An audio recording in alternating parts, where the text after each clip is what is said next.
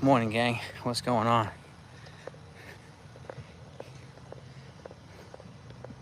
What's up? What's up? What's up?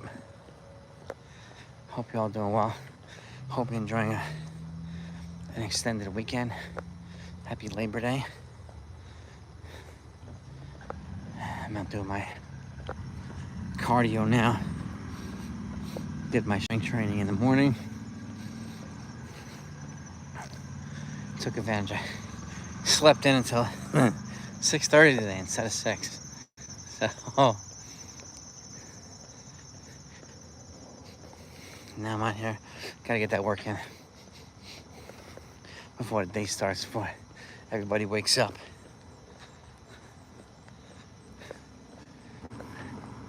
Hope you're enjoying a nice weekend too. Today's the day, by the way, gang, that all baseball teams in MLB get to expand their rosters from 26 to 28. So either today or sometime tomorrow, we'll probably see the Yankees add somebody to the roster. Now, they don't have to add both players now, but my guess they'll probably add Ryan Yarbrough, a pitcher, and then figure out who the bat's going to be. Maybe give Austin Slater a little bit more time because he's known to hit lefties, and he's a proven commodity at the major league level who can hit lefties. So my guess is he's probably going to be the bat unless something else changes. But we'll see. Good morning, gang. Good morning, y'all.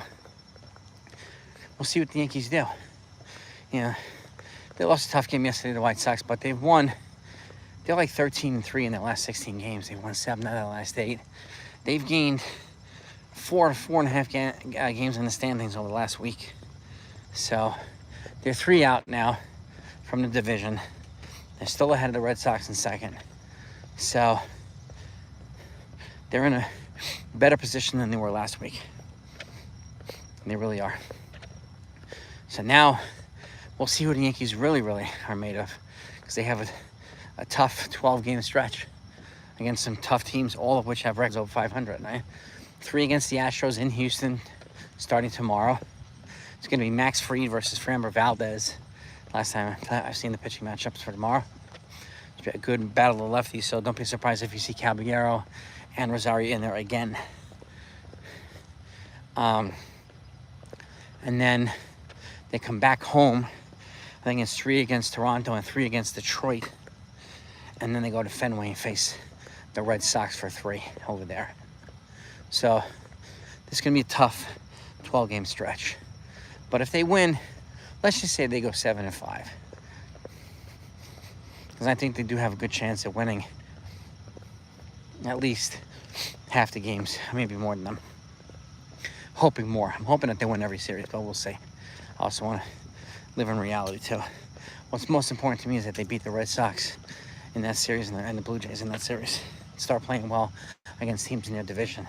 But with that said, we could face Houston in the postseason if we get there. We could face Detroit in the postseason if we get there. How we doing? So, got to be ready for all these different scenarios. As much as I'd like to see Spencer Jones up here, I think the Yankees are going to do whatever they can do right now to put themselves in the best position for the team to win against the teams that they're going to be facing. So if we're going to be facing a lot of good lefties, like Framber Valdez, good lefty, Skubal, good lefty in Detroit, Crochet, good lefty in Boston, right? These teams have good lefties, right? And Toronto has kind of slid a little bit, and it's good the Yankees have picked up games while the Yankees have slid, but I'm not putting anything past Toronto yet either. You know, just like the Yankees have 6 with an OPS over 600. 800, excuse me. OPS over 800. Double more than the second best team, which are the Blue Jays and the Dodgers. The Blue Jays also have a bunch of guys in the top 10 for batting average. So their offense kind of counters the Yankees' offense, right? So that's going to be a tough series right out the gate when they come back home. But we got to get past Houston first and foremost. What do you think, gang? I want to know what your takes are. What do you think this 12-game series is going to put forth for the Yankees? How do you think they're going to perform? And happy Labor Day to all of you, by the way. Let's take my hat off here. Finishing my cardio here. They might bring up Jones. I don't know. We'll see what they do. We'll see what they do. I think it's going to depend on who they face. Well, we know who they're going to face, but we don't know what pitchers they're going to face. But right now, Austin Slater, we know, yeah, he's coming off the IL, but his career has shown that he's proven to hit lefty pitchers well. So that's an edge he has, I think. And again, like, my worry, number one, you're gonna bring up Spencer Jones. You have to play him, right? Otherwise, it doesn't make any sense to bring him up. And if you play him, then Jason Dominguez is not gonna play. They're not gonna platoon. It doesn't make any sense to call Spencer Jones to platoon with somebody. It's like it doesn't make any sense to platoon Dominguez with Cody Bellinger next year, right? It's 0 sense. So this is one reason why I think it might not be Spencer Jones, even though I'd love it to be. But again, it's not about me. It's about the teams and what do they need to do to win, right? So many fans are writing them off. They're like, they're cooked, they're done, their season's over. 2 weeks ago, remember this? And I just keep stressing to be patient. The season's not over yet. So be patient. It's easier said than done, yes, but they're not mathematically eliminated. No one is right now, except for the Rockies and the White Sox. But 7-5, I would take 7-5, and that would put him at what's 83 and 66. 83 and 66. I think we'll put him at 83 and 66. That's 149 games. So they have 13 games left after that. And let's just say they won 7 of the 13. They do 90 wins. That should get them in the postseason. How many wins did they get last year? 94 to get to the World Series. So not many more wins last year than this year. And this team is depleted much more with injuries. We've lost Cole for the year, Jay Cousins for the year, Oswaldo Cabrera for the year. We've lost relievers for months, starters for months. Clark Schmidt's out. So, which is why I'm paying more attention to somebody like Cam Stiller. Cam Stiller he reminds me of Garrett Cole on his best day. And on his worst day right now, maybe a number 3 starter.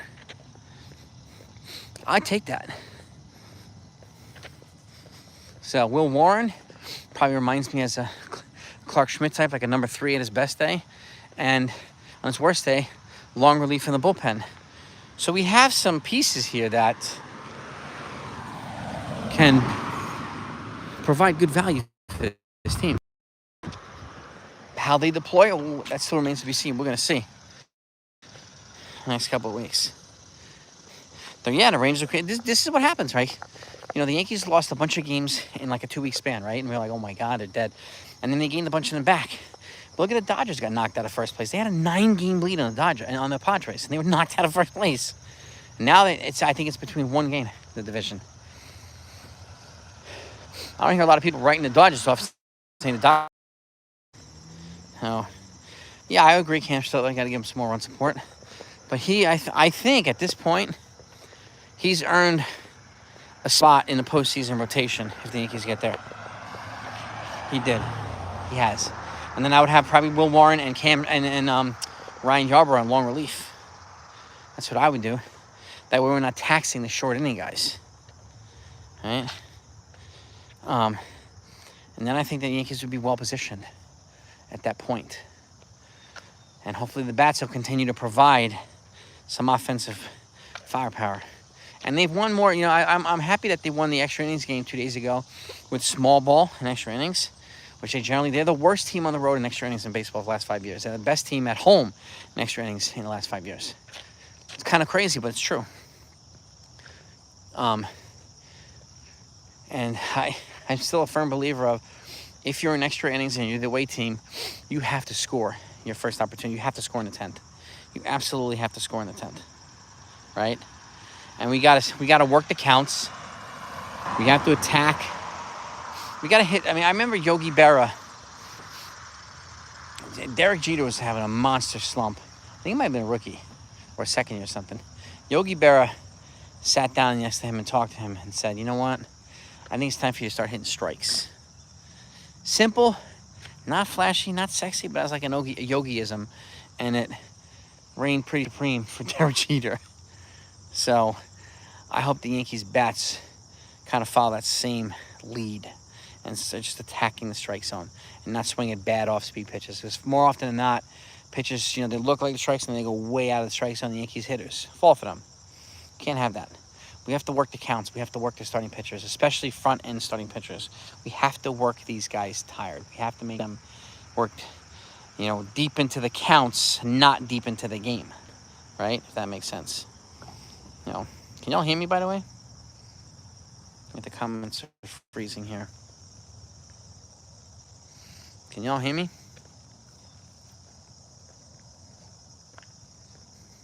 Let me know in the comments if you can hear me.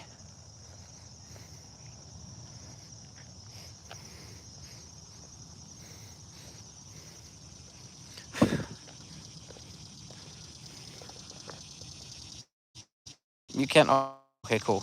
Appreciate it. So that's my take here.